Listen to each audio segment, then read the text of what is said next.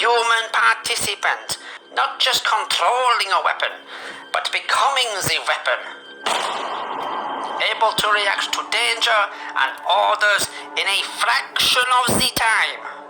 To maintain the secrecy of these illegal experiments, the soldiers' faces would be covered up, so that the only giveaway was a cry of discomfort when a vehicle was damaged or a tank shell was fired.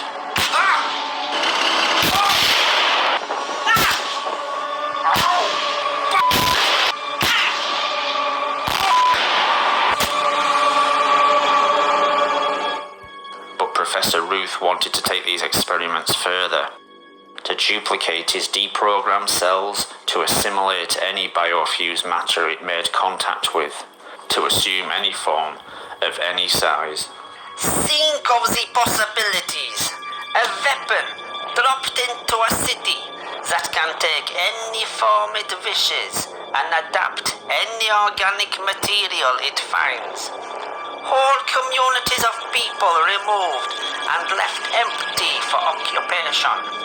Stage 1 is the secure storage of biofused genetic matter in stasis. Stage 2 will involve the release of this material, in secure conditions of course. To release this material in an uncontrolled state would be disastrous. There was nothing they wouldn't try in that place, even experimenting with mirrors. As well as mirror testing, work on twins would become more extreme, to test just how far the telekinetic link in biofused matter would go.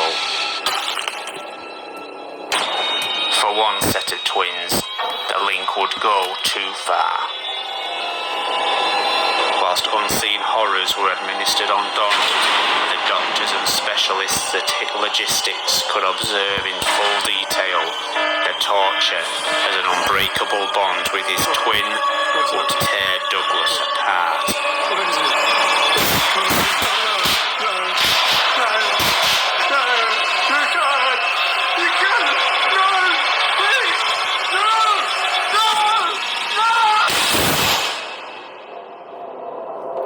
Logistics would also be seen as a welcome refuge from another threat on Sodor. Steamies, we called them. They started out as rail enthusiasts, train spotters. They loved engines, but where was the harm in that? But when living engines were introduced on Sodor, they couldn't get here fast enough. Most were seen as enthusiastic volunteers on the railway, some getting permanent jobs. Now the Steamies' obsession with engines had a new, darker place to vent their frustrations. James was a favourite engine. Sometimes every night for weeks they'd gather at the turntable and play Spin the Engine.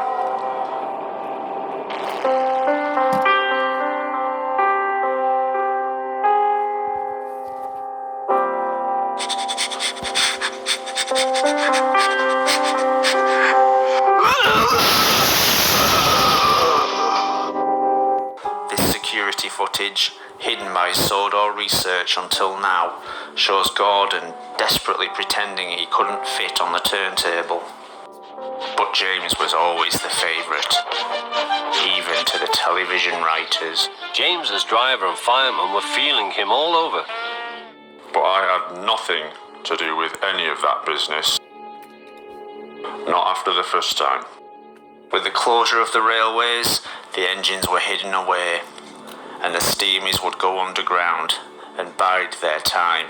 And it would be 30 years and a new documentary before anyone cared.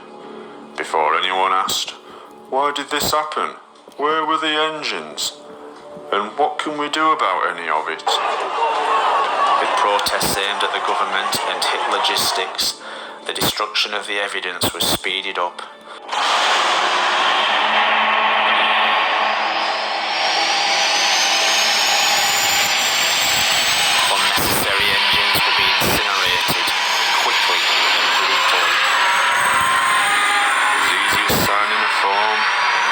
Box or waving a flag. The engines we knew and loved were murdered in the most efficient way possible.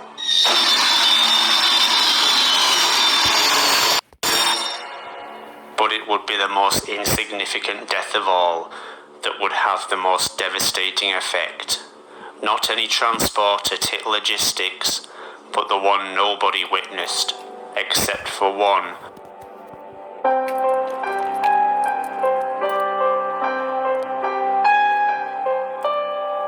They'd spent 30 years together, just looking into each other's eyes, forgotten by us all, and as happy as any of us could ever hope to be.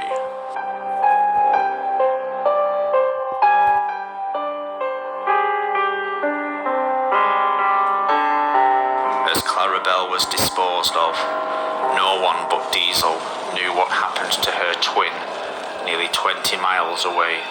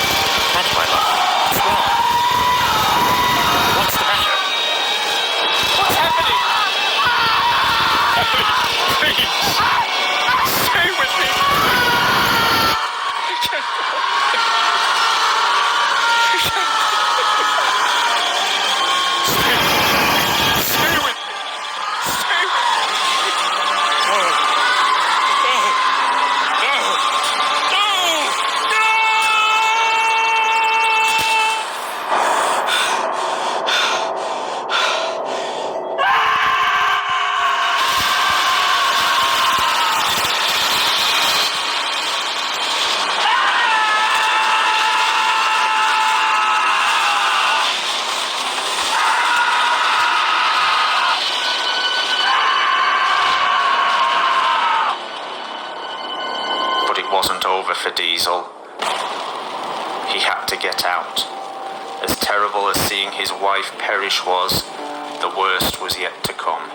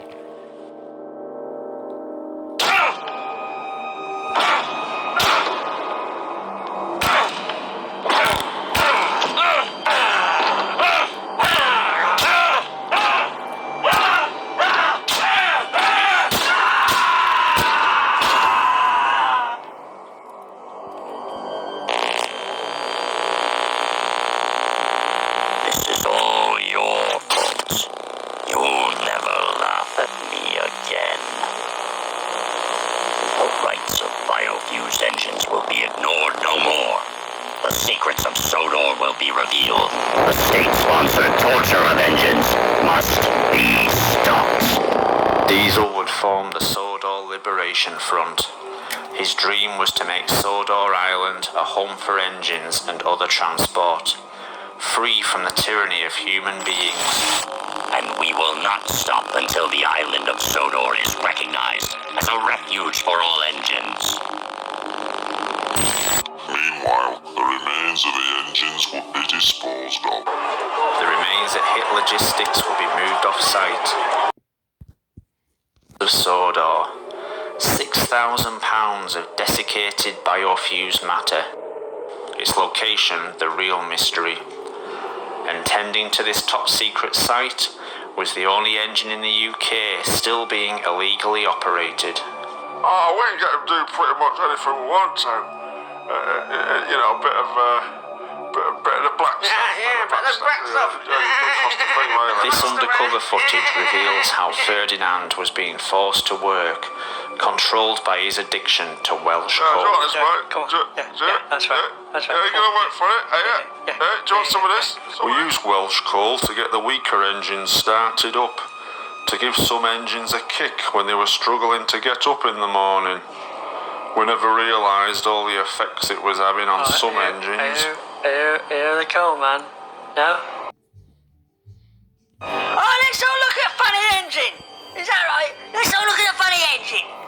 Look at the money engine. Welsh coal acted as a narcotic on the engines. Prolonged use would lead to addiction and dependency.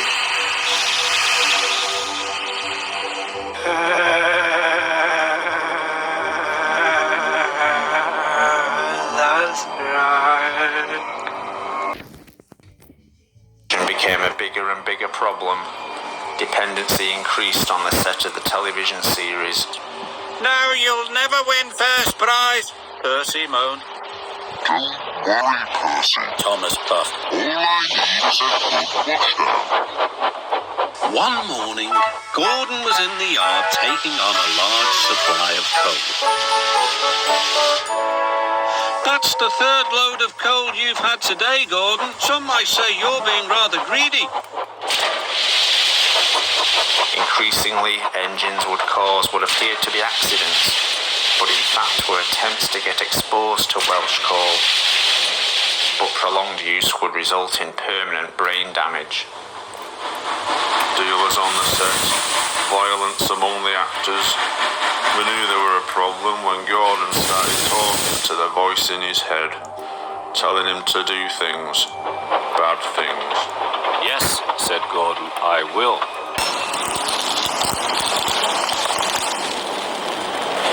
Logistics would later take Welsh coal research to its natural conclusion. High-speed steam engines would be pushed to their limits on high doses of the coal. As pressure from the media increased, and fearing more bad press, Project G-1 was put on hold, its future uncertain. Stage 1 stored away in what Professor Ruth called a controlled environment. He dug his own grave, appearing in that documentary, as well as working at Hit Logistics. But he didn't see anything wrong in that. And so, just like everyone else, he blamed me for everything, even Smudger. Smudger's story had been a children's favourite around the world. On the Mid-Sodor Railway, the mine the engines worked on didn't make much, but it was enough to keep them going. Smudger was moved there because of his faults.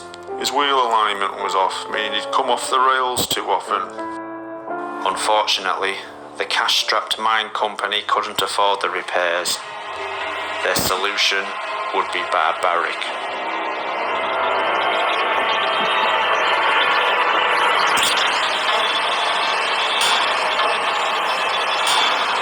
Dismembered him, taking away his wheels and opening him up. The butchers turned him into a steam generator. Shut off from all sensation, Smudger powered the mine for many years. Alone with his thoughts, he would slowly lose his mind. When business dried up, do you think they come back for Smudger? Did they, hell? He were left there for years. Everyone had forgotten him. In a way, it would have been better for Smudger if he'd been forgotten forever. Sadly, for Smudger, salvation would arrive, but in the form of Hit Logistics. Professor Ruth was still eager to find as much biofused material as he could, but Smudger had changed over time. Smudger had remained in the same place for nearly 30 years. His organic parts were no longer just part of a steam engine. They had become shed. Smudger and the shed were one and the same. They couldn't be removed. Hey, no, please, no, please, no, oh God, no, please, wait, no, please, no, God, no.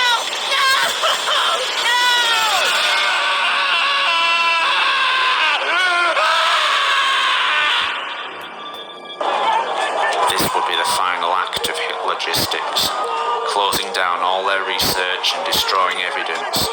Soon, there would be nothing left to even prove their existence. That was what they hoped.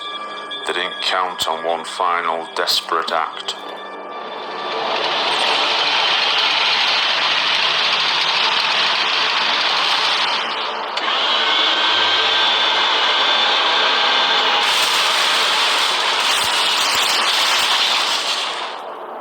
Cranky had been driven mad by all the things he'd seen working for the government. But the worst thing was having to keep it quiet for all those years. Unfortunately, Cranky's genetic structure meant he couldn't turn around fully, not without breaking the entire circulatory system to his head. Effectively, he was condemning himself to a painful death.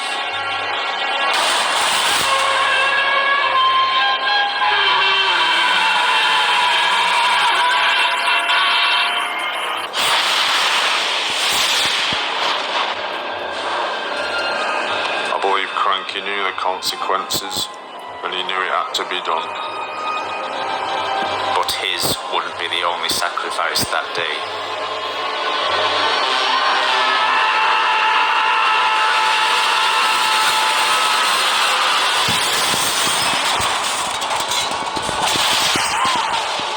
I don't believe he was evil, or that he wanted to kill anyone.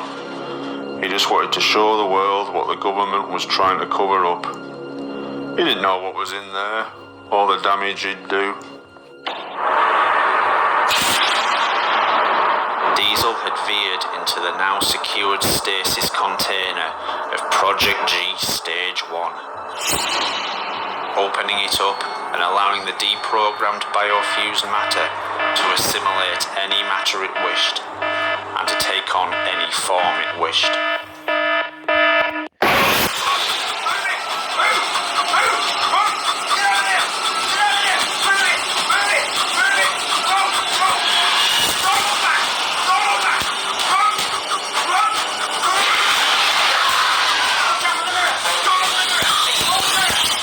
Lads, I looked at the mirror. I looked at the mirror, lads. Lads! Any biofused engines in there didn't stand a chance.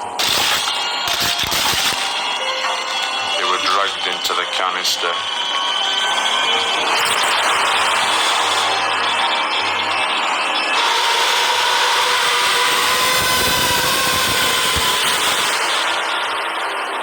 And then we all got to see it in its natural state.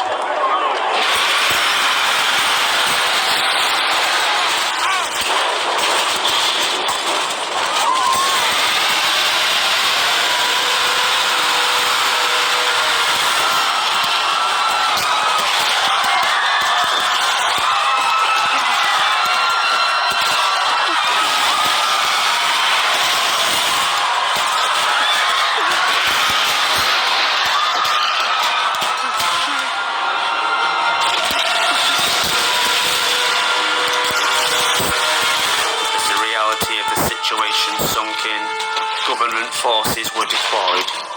This would be the only line of defence.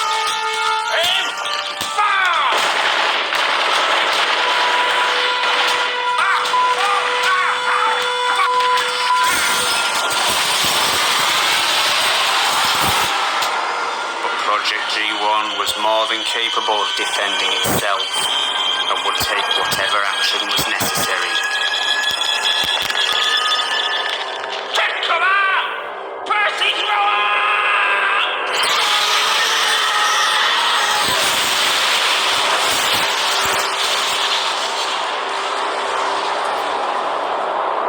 Gordon's alive!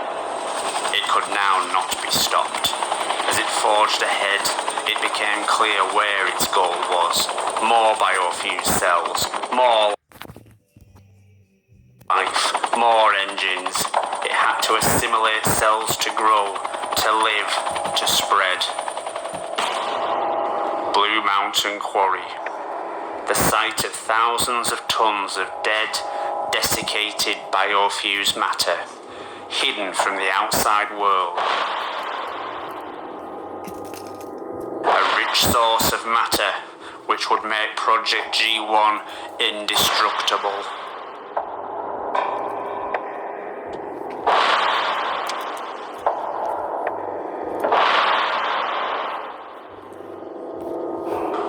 It were drawn here to be with its own kind.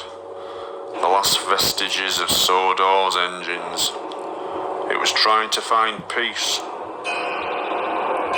Realizing Project G-1's destination and intent, the military provided it with what it was looking for.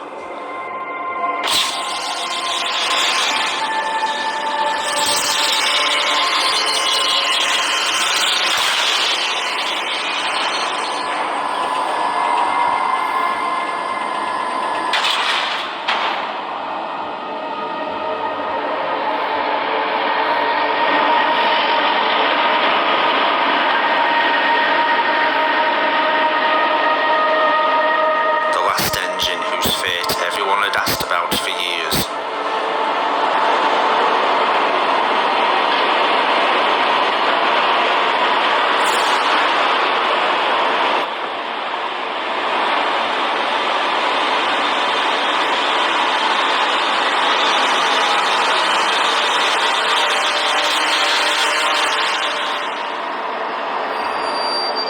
After 28 operations to try and reconstruct him as a human being, he had remained behind closed doors, unwilling until now to show the world the monster he had become. That wasn't the Thomas I knew. That wasn't an engine or a human. It were a creature mutilated by surgeons and engineers alike. Unable to react to the outside world at this stage, Thomas was the last chance the military had to stop Project G-1.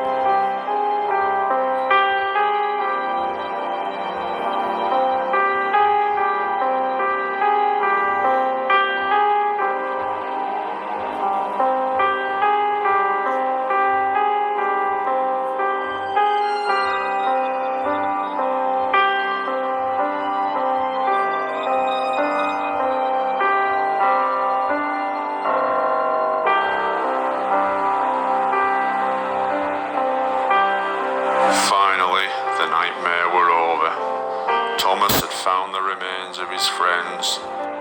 His friends had found him. Sodor Island's favourite sons would finally be at peace.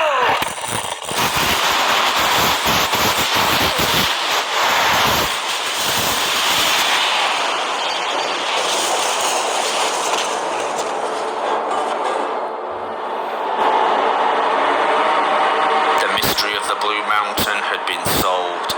6,000 tons of desiccated, dehumanized biofused matter hidden in full view.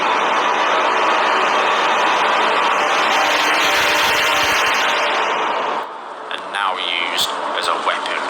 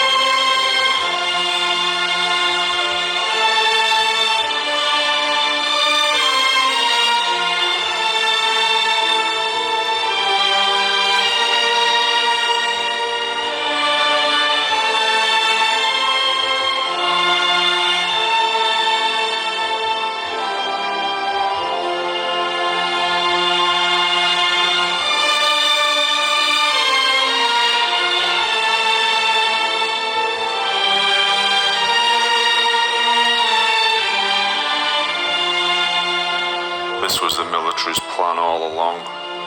There was never any intention to allow them some kind of peace. And with that, Thomas lost his only link to the past.